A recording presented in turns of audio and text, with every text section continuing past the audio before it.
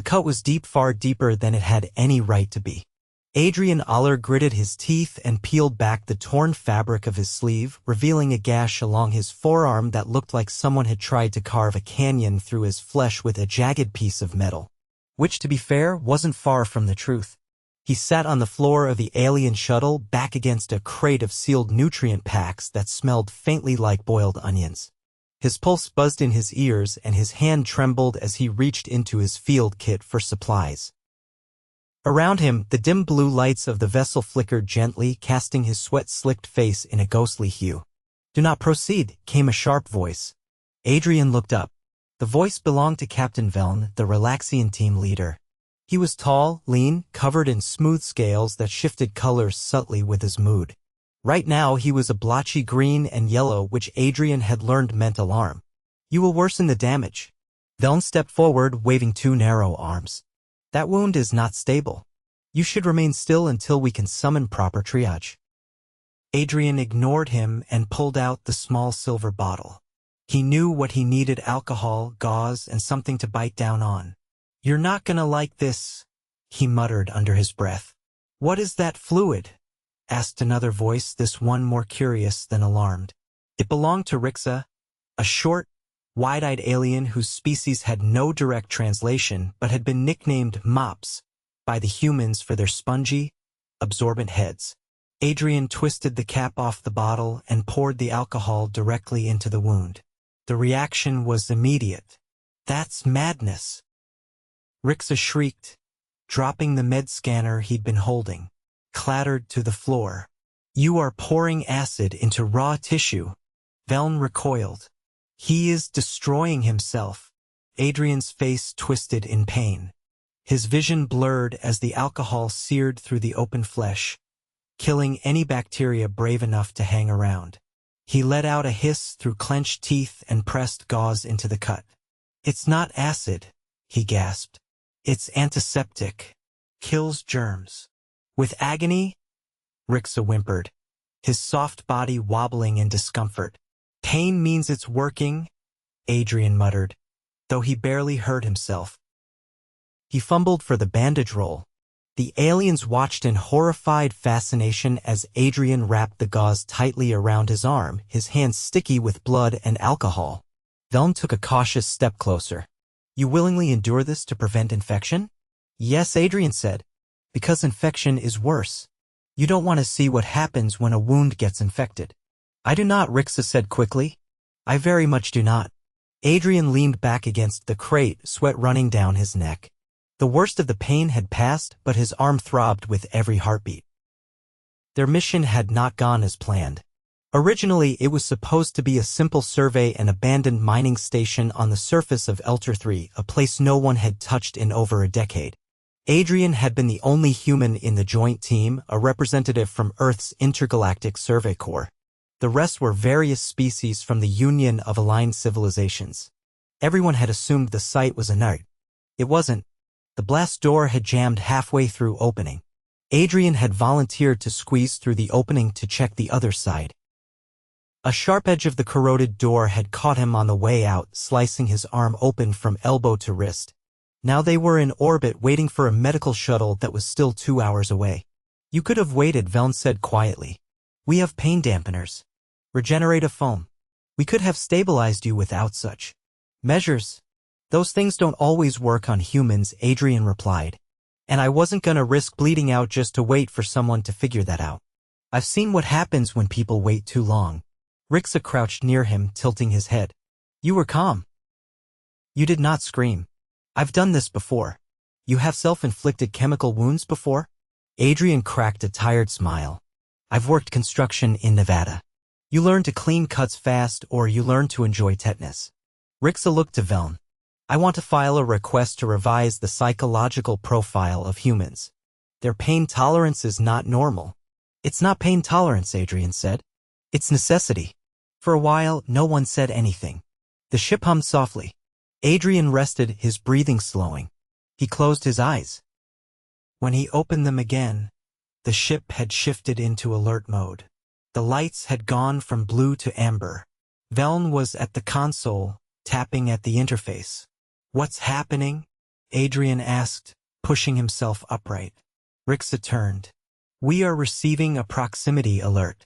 An unknown vessel is approaching. Unknown how? Unregistered, Veln said. No transponder, no Union signature. It is armed. Adrian stood, wincing as he did. Blood had already begun to seep through the gauze. Pirates? Possibly, Veln replied. They do not answer hails. Adrian looked down at his bleeding arm, then at the emergency locker across the room. He limped toward it, opened it, and pulled out a compact blaster. You are wounded, Veln said. And you're understaffed, Adrian replied. I can still shoot. Veln hesitated, then nodded.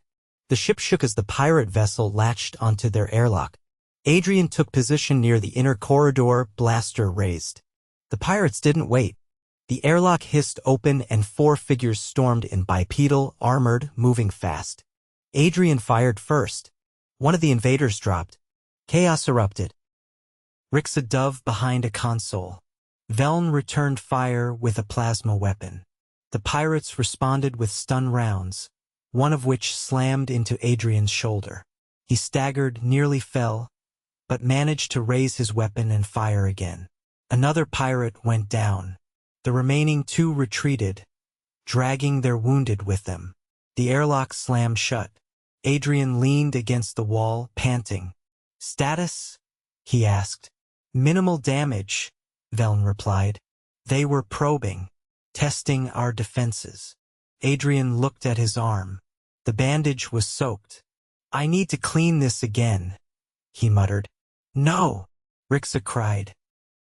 You cannot possibly. Adrian was already reaching for the alcohol. I will find another method, Rixa shouted, scrambling off. Veln approached, his tone more subdued. Your actions are irrational by our standards. Yet, effective. You defended us even while wounded. Adrian sank to the floor again. That's what we do. We adapt, improvise. Bleed a little if we have to. Rixa returned minutes later with a portable sterilizer. This is safe for humans. I checked twice. Adrian nodded. Let Rixa take over. As the sterilizer hissed, Rixa murmured, pain may be necessary, but I would still prefer less of it. Adrian chuckled wearily. Welcome to Earth. The medical shuttle arrived 45 minutes later. Adrian was taken aboard, given proper treatment, and finally allowed to rest without the threat of pirates or alien panic. Veln visited him in the recovery bay. I have reported your actions to the Union Council. Your methods are unconventional, but your resilience is undeniable. Adrian raised an eyebrow. You mean pouring alcohol into open wounds? Among other things. Rixa peeked in, holding a small vial. I kept the bottle, he said. For study. Adrian laughed. Just don't try it on yourself. I would rather be dissected. Veln's eyes narrowed in thought. Perhaps there is more to your species than we assumed. There usually is, Adrian said. You just have to wait until one of us gets hurt. The alien captain paused, then asked, Would you do it again? Adrian glanced at his arm, now properly stitched and treated. In a heartbeat, Adrian woke to the sound of someone whistling. Not a melody, more like someone trying to imitate the idea of a tune using a wind tunnel and guesswork. He opened one eye. The ceiling above him was curved, pale green, and softly pulsing with a bioluminescent rhythm that reminded him of a jellyfish's breath. The air smelled faintly of citrus and ozone. Either he was dead and in the world's cleanest aquarium, or this was the Union's medical frigate. The whistling stopped. You are conscious. The voice belonged to a Fenari standing at the foot of his bed. Its skin was translucent, like wet paper held up to the sun, and its head was a smooth dome of shifting patterns. Adrian had no idea whether it was male, female, or something else entirely. He'd made the mistake of asking a Fenari that once, and the resulting silence had lasted nearly 4 hours. I feel like I got run over by a garbage truck, Adrian muttered, trying to sit up. Twice. You experienced a full-body adrenaline crash. You remained partially upright for longer than your species should have under blood loss and trauma. This is noted. Glad someone's taking notes. You were required to remain horizontal for another 6 hours. The Fenari adjusted a dial on the wall. Your muscle tissue is exhibiting signs of micro-tearing from overcompensation. I didn't have a lot of options at the time. Pirates don't really reschedule. The Finari blinked. It was hard to tell because its eyelids were vertical and nearly invisible when closed. The council has requested a neurobehavioral profile update based on your conduct. Adrian scratched his chin. Is that the polite way of saying they think I'm insane?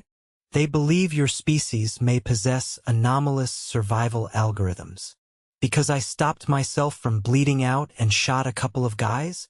Because you did both while metabolizing trauma chemicals at a velocity we previously considered lethal. Adrian let himself fall back against the pillow. Yeah, well, Earth's not exactly a gentle place. There was a soft knock, if it could be called that, since the door was made of some kind of squishy polymer that didn't echo. A moment later, Rixa peeked in, holding a narrow box in both arms with the reverence of someone carrying a live grenade. You're awake, he said, waddling inside. I brought you something. If it's another vial of my blood, I'd prefer you didn't. No. I synthesized a commemorative replica of the applicator you used on your wound. I had it preserved in resin. Look, he opened the box. Inside was a small sculpture, a replica of the alcohol bottle, bandage roll, and gauze square, all arranged like a diorama. The label on the bottle had been translated into High Union script. Adrian stared at it. You made me a statue of a first aid kit? Specifically, your first aid kit. It's being submitted to the Cultural Curiosities Archive. I cleaned a wound, with standard supplies. This is not museum-worthy behavior. Rixa tilted his head. It is when half the council fainted watching the footage. Adrian sighed. Please tell me that video didn't go public. Rixa hesitated. It has been viewed over 8 million times across 4 planetary networks. I hate all of you. You are a symbol now, Rixa said cheerfully, of practical madness. Before Adrian could argue, the door flared again and Captain Veln entered, his scales a calm, neutral gray. You are mobile? Barely. You are summoned. Adrian sat up. I just got out of surgery. You will not be required to stand. Then I guess that's fine, Adrian said, already regretting it. He was wheeled into a chamber that felt too large for its purpose. The walls were lined with undulating panels that emitted no light, but somehow made everything else feel brighter. 3 Union officials hovered literally above the floor, suspended in grav nets. They looked like clusters of sea urchins with too many eyes. Veln gestured to a floating seat. This is Adrian Oller. Human. Field technician. One of the officials clicked. We have reviewed the incident on Elter 3. Your behavior was instructive. I was just doing my job. Indeed, said another. And in doing so, you exposed several misassumptions in our medical protocols. We did not account for autonomous triage behavior, nor for self-harm as a preventive measure. That's not self-harm, Adrian said. That's self-preservation.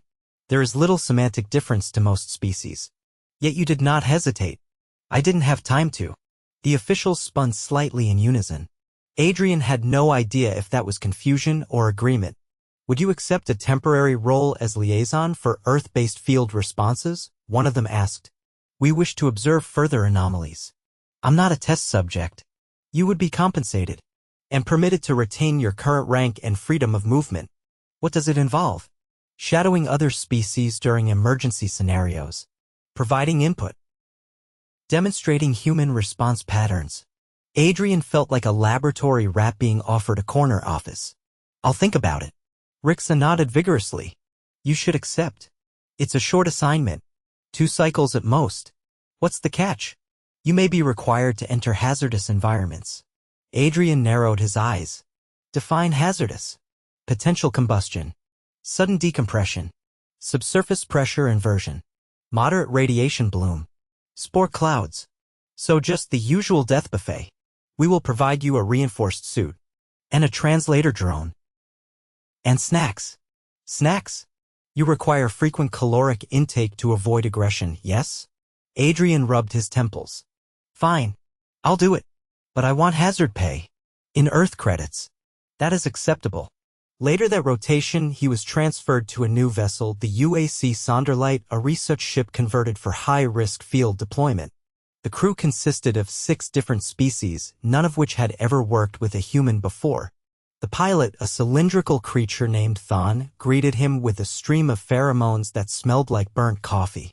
Adrian tried not to gag. "You will be assigned a bunk adjacent to the hydroponics bay," Thon buzzed. "Avoid touching the vines. They remember." The first mission came 2 days later, a failed terraforming outpost on the moon of Virex 19. The colonists were missing. Automated systems were offline. The atmosphere was breathable, but only barely. Adrian double-checked the seals on his suit, holstered a stun pistol, and joined the landing team in the shuttle bay. No one spoke on the way down. The tension was too thick. The outpost was silent. Structures half collapsed. Signs of a struggle: deep gouges in walls, claw marks, overturned equipment. They split into pairs. Adrian was assigned to a Charnix named Ulno, who resembled a walking root system wrapped in armor. It communicated through low-frequency vibrations, which the translator drone rendered as polite monotone. "Please remain within 5 meters. My species does not appreciate surprise proximity." "No problem." They entered a storage chamber. Adrian scanned for heat signatures. Nothing. But something felt off. "Check the ceiling," he said. Ulno tilted upward, then paused. "There is movement." Suddenly the lights cut out. Adrian's visor adjusted instantly, switching to thermal. Multiple shapes dropped from above, fast and insectal. He fired twice. One went down in a twitching heap. Ulno launched a shockwave, knocking the others back into the walls. They retreated into the corridor. "Unknown life forms," Ulno said. "Aggressive. Not on record." Adrian patched into the shuttle. "We've got hostiles. Pull the rest back." On the way out, one of the creatures lunged from a vent. Adrian spun, grabbed a metal rod from the floor, and jammed it into the thing's mouth. It thrashed, then went still. Ulno stared. "You used a broken conduit as a weapon. It was closer than my pistol. You had 1 second to react. And I used one." Back aboard the Sonderlight, the crew decontaminated. 4 aliens gathered near Adrian's locker, eyeing the bent conduit he still carried. "You improvised," said Thon. "Didn't have time to think." "That is concerning. Welcome to my life." Ulno approached. "You displayed rapid threat assessment and immediate response. Your species may possess a combat reflex matrix we do not understand." Adrian leaned against the wall, exhausted. "We just call it panic with a purpose." Rixa, watching from the doorway, clapped his hands. "I'm drafting a paper. I'm calling it The Calculated Chaos of Homo Sapiens. Make sure you spell my name right this time. I make no promises." Adrian closed his eyes. He had a feeling this wasn't going to be the last time someone asked him to explain himself, or save them with a metal pipe. The hydroponics bay was humid, smelled faintly like cucumber skin, and buzzed with the quiet murmur of nutrient circulators. Adrian was seated cross-legged on a grated platform beside a crate of sealed ration pouches, his left hand gripping a metal clamp while his right wrestled with a snapped hose connector. His arm was stiff and wrapped, but the swelling had gone down, and he wasn't dripping blood all over the floor anymore, a definite improvement. A trio of alien crew members hovered nearby. They weren't helping. They were watching. "Is he using his mouth?" one whispered in a warbling dialect. The translator drone, parked on a suspended rail, rendered it flatly into Union Standard. "He is. That's his mouth," another replied. "He's biting the clamp. Why not request a 3rd limb submodule? He has teeth. Sharp ones." Adrian spat the clamp out into his palm. "Do you 3 mind not narrating like I'm a cooking show?" The largest of the group, a pale blue creature shaped like a crescent wrench with legs, tilted its main body forward. "We assumed you would prefer ambient encouragement. Unless encouragement also comes with a replacement hose fitting, I'm good." One of them, the smallest, with a cluster of optical nodes that blinked in no apparent pattern, scuttled off. The others remained, still staring. Adrian sighed, set the damaged connector down beside him, and wiped sweat from his brow with the back of his hand. He hadn't slept properly in nearly 2 days. Not since the Virex outpost. Not since they'd discovered whatever those things were nesting in the ventilation shafts. He ran a gloved hand over his face, then stood slowly, stretching his legs with a wince. His back cracked like a dry branch. The connector job could wait. His stomach couldn't. In the mess hall, he was greeted by silence and the faint smell of fermented algae. The only occupant was Thon, the ship's pilot, who was slowly consuming a bowl of something Adrian didn't want to identify. Thon's feeding appendage retracted as Adrian entered, a gesture of politeness. Adrian grabbed one of the human-compatible ration blocks and collapsed into the seat across from him. Thon's eyes rotated. "You are malfunctioning. I'm tired. That's not a malfunction, that's biology. You have ignored 3 rest cycles. Your neural heat signature has altered." "Yeah, well, the last time I slept, I woke up to a fire alarm and half a ceiling panel missing. The ceiling panel was removed at your suggestion, because the water line was leaking onto the electrical conduit. Look, forget it. I just need 10 minutes and a protein bar." Thon paused mid-chew. "You consume compressed animal protein in raw form?" Adrian glanced at the bar. "It's cooked, just dry." "Like punishment. Your species accepts punishment voluntarily? Only if it comes with caffeine." Thon blinked, emitted a low hum, and resumed eating. Adrian peeled the wrapper from his bar and took a bite. It was like chewing a rolled-up doormat. The mess hall door slid open again. Rixa entered, holding a tablet nearly twice his size. He waddled over, plopped it on the table, and beamed. "I have results," he announced. "From what?" Adrian asked, still chewing. "I ran a simulation based on your field response at the Virex site. I input stress levels, environmental hazards, and your pulse readings from the combat logs." Adrian swallowed. "You're simulating me now?" "For science," Rixa said unapologetically. "I wanted to determine the minimum number of variables required before a human ceases function. And you didn't." Adrian leaned back in his chair.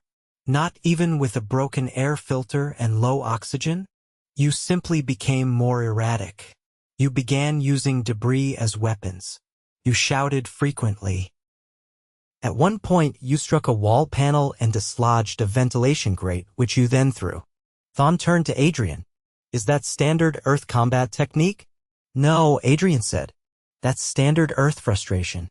Rixa flipped the tablet around, showing a jagged line graph that looked like a seismograph during a volcanic eruption. "This is your stress pattern.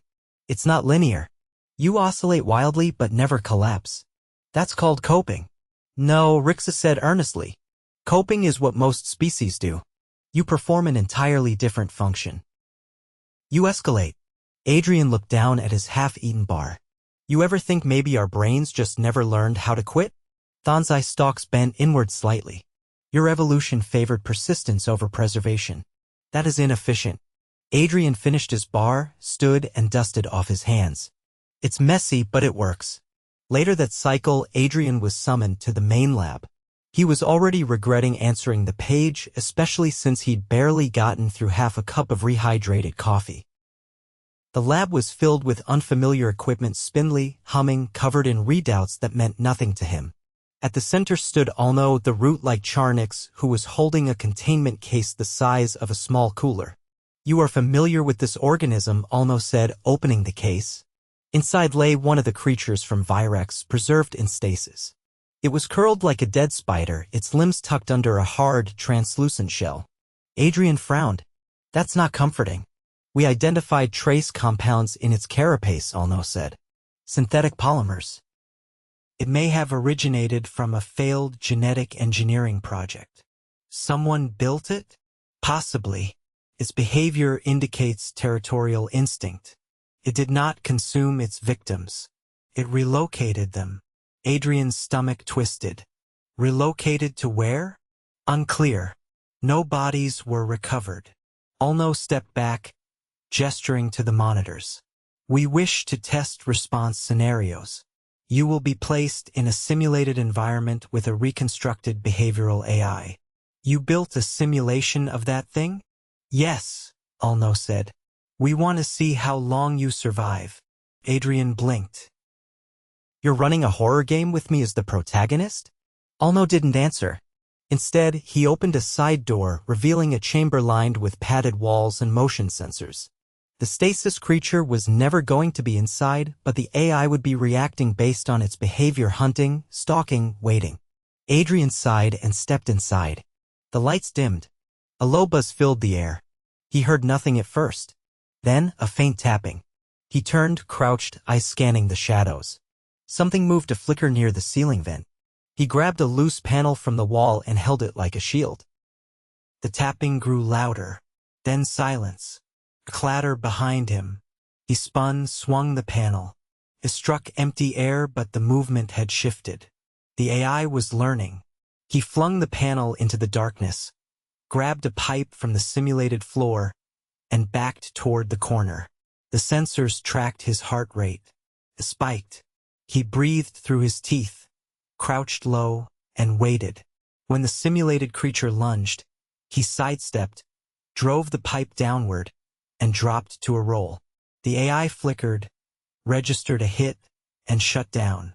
The lights snapped on. Olno was waiting at the door. You lasted 5 minutes, 13 seconds. Adrian wiped sweat from his brow. Is that good? For a Charnix, it is fatal. For you it is. Statistically baffling. He exited the chamber, heart still hammering, and took a long swig from the water dispenser. Next time, give me a rock and a grudge. I'll double that. Olno tilted slightly. You appear to convert fear into momentum. Fear's just another tool, Adrian said.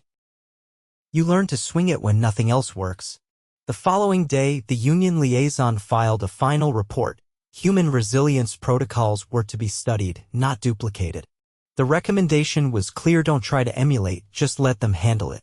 Adrian was cleared for return to Earth within the week. As he packed, Rixa appeared at his door, holding a small, sealed container. I preserved your simulation pipe, he said, as a cultural artifact. Adrian laughed and took it. You're going to run out of shelf space. Unlikely. Your species provides endless material. Thon joined them at the airlock. You depart. Yeah, Adrian said. Try not to poke any more hornet nests until I'm back. Olno offered a slow bow. Your presence will be noted in our training protocols. Just remember, Adrian said, slinging his bag over his shoulder, sometimes you don't need a plan. You just need to be too stubborn to fall down. As the shuttle door closed behind him, the alien stood in silence, watching the human leave, confused, fascinated, and, in a way none of them quite understood, deeply reassured.